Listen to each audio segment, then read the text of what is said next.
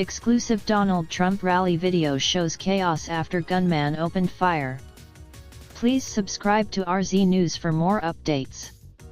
Exclusive, Bethel Park, Penn. Shocking cell phone video shows chaos at the Butler Farm Saturday after Thomas Matthew Crooks opened fire on a Pennsylvania Trump rally, injuring the former president, killing one spectator and critically wounding two more.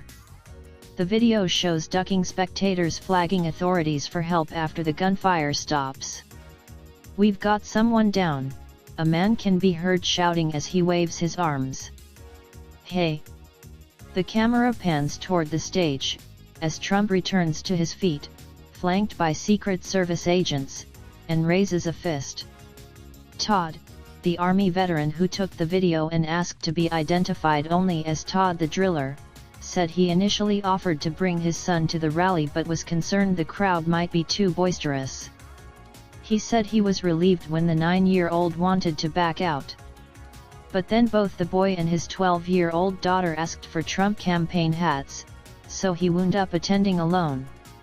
Todd arrived early and called his kids on FaceTime from a row of vendors. They chose their hats. He bought them. Then he made his way toward the stage. He had been taking pictures and videos to send his son, but when the gunfire erupted, his phone was in his pocket and he was listening to Trump's remarks. "I had no idea I was in the lane of fire between the shooter and President Trump, but when I heard the crack crack crack, I knew what that was," he said. "It was directly behind me, and bullets whizzed like maybe 20 feet to my left." Todd, who is not a Democrat or a conservative, said he's a two-issue voter. He's pro-life and, as an oil driller, he favors lawmakers who support the industry that puts food on his family's table. Counter-snipers neutralized the threat, but not before Crooks, 20, killed a 50-year-old father of two named Corey Comparator, critically wounded David Dutch, 57, and James Copenhaver, 74, according to authorities.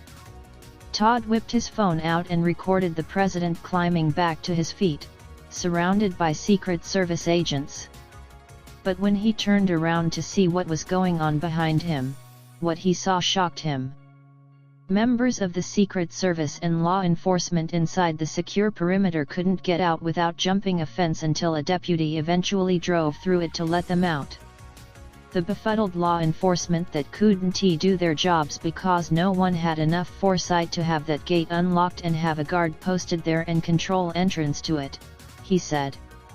Fortunately, a Secret Service counter-sniper neutralized the gunman before other agents and law enforcement officers reached him on the roof.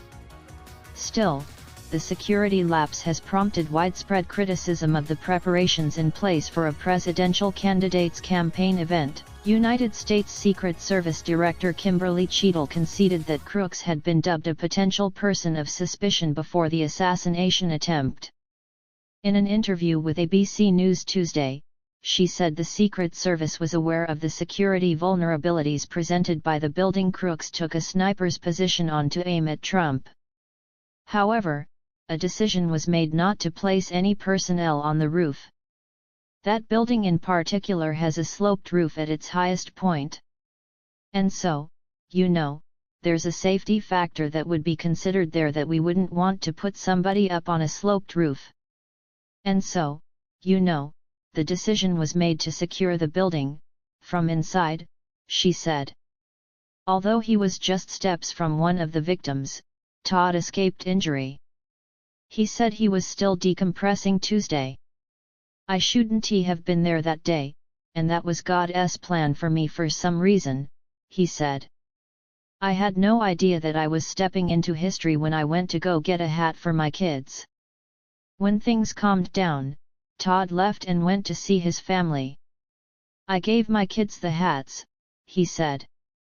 "And I took a silver Sharpie, and I wrote inside the bill in small print 7/13/24, 'Love Dad,' and gave them a big hug and a kiss."